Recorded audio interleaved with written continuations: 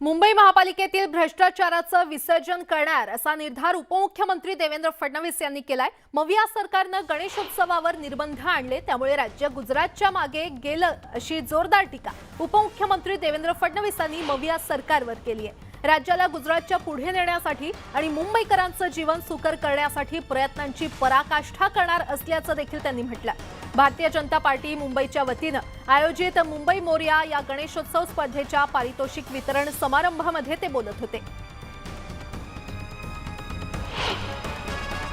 श्री गणेशाच्या विसर्जनाच्या वेळी मी एकच गोष्ट श्री गणेशाला मागितली की बाबा तुमचं विसर्जन करतोय तुम्ही तर पुढच्या वर्षी या, पण तुमच्यासोबत मुंबई महानगरपालिकेच्या भ्रष्टाचाराचंही विसर्जन करू द्या आणि त्याला खालीच दाबून ठेवा।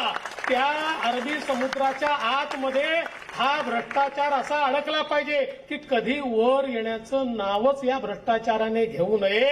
अशा प्रकारचा वर हा या ठिकाणी श्री गणेशाला मागितलेला आहे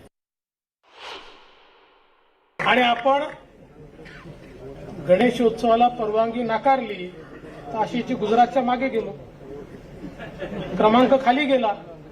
पण आता काळजीचं कारण नाही आहे, आता पुन्हा गणेशोत्सव सुरू झालेला आहे आणि श्री गणेशाच्या आशीर्वादानं पुन्हा मराठी माणूस प्रयत्नांची शर्थ करेल आणि महाराष्ट्र पहिल्या क्रमांकावरच येईल हा विश्वास या निमित्ताने मी व्यक्त करतो।